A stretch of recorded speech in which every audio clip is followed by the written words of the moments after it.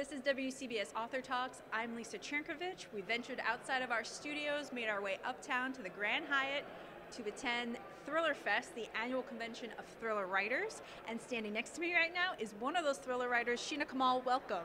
Thank you very much. It's great to be here. So I know you're actually up for a thriller award for your debut novel. Yes.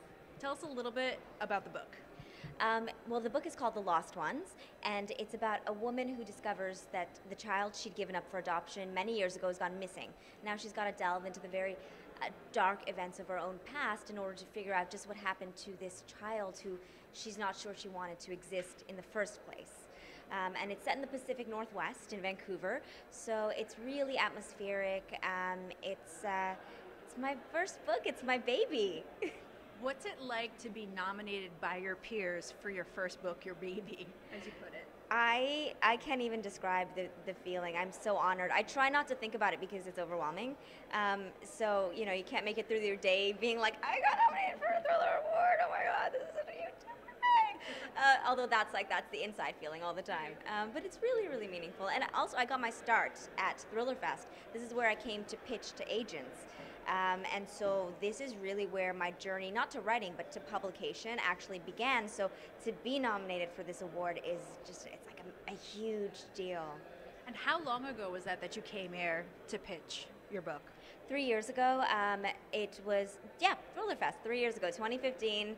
I flew into New York with just this manuscript and a dream, and I knew that if I could find an agent to even consider me, that would be a huge victory. And then, you know, I did find an agent who picked me up, and then, you know, I got a couple book deals, and then it's sort of spiraled from there. So yeah, I hadn't even imagined 3 years ago that this was possible.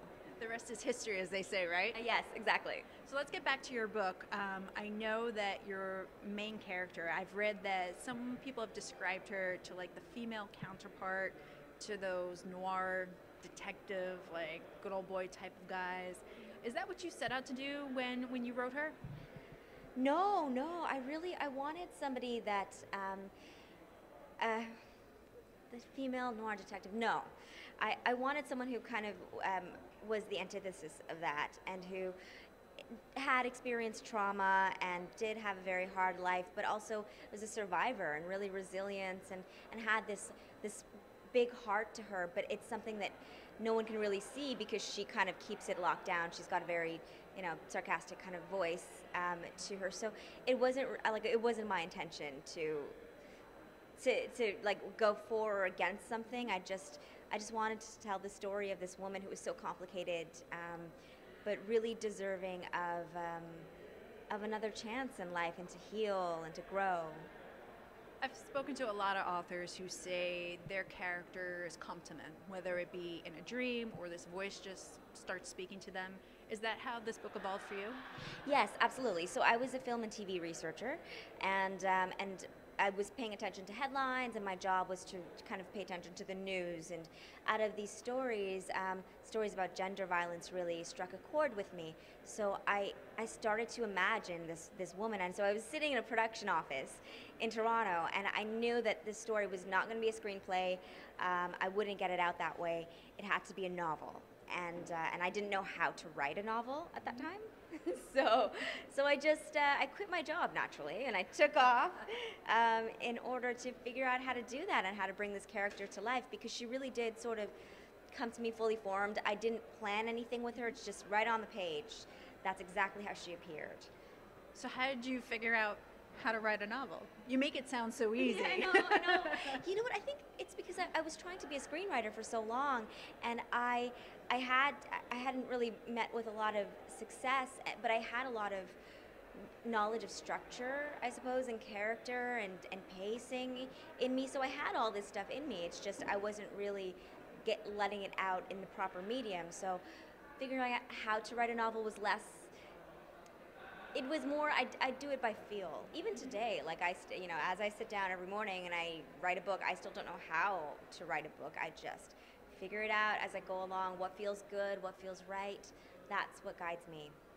So you just told us a little bit about how this character came to you fully formed, and your book focuses on those not so sunny aspects of society.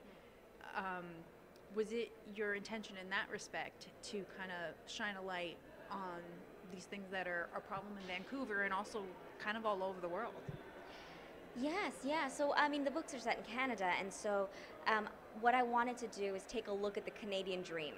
And the Canadian dream is a really beautiful thing. You know, everyone thinks of Canada as this like nice, happy place with all the sexy Ryans, and it's really it's more complicated than that. And that's, you know, I've got a political science background, so the history of the country that I immigrated to is very interesting to me, and I really wanted to push that through and to take a look at it and explore it in crime fiction, which is the best possible way to kind of look at these very dark subjects. So what are you working on next? Because you must be working on something new. Well, the sequel is called It All Falls Down, and that's out right now. Yes, and I'm very excited about that. And the third book in the Nora Watts series is into my editor, and now I'm a little free. I don't know what to do with myself. There are lots of little projects that I want to start working on, so we'll see what kind of comes up. I was going to say, I don't know you that well. I just met you, but I think you probably are going to have something very soon that you're going to be working on. I just have that feeling. Yeah, like I'm an addict. I'm a writing addict. That's the absolute truth. Like whenever I turn in a book, the next day I'm like, okay, I'm going to take this time off. But the next day I wake up and I'm like, what do I do now? Like what's my purpose in life? So I'm pretty sure I'll find something soon. Well, Sheena, thank you so much for taking the time out of what I know is going to be a busy and really exciting ThrillerFest for you. It's exciting already. Thank you so much for having me. So we've been talking with Sheena Kamal. You can catch more of our author interviews on our YouTube page. You can download our podcast at iTunes or the radio.com app, and follow us on Twitter and Instagram at WCBS 880 Books.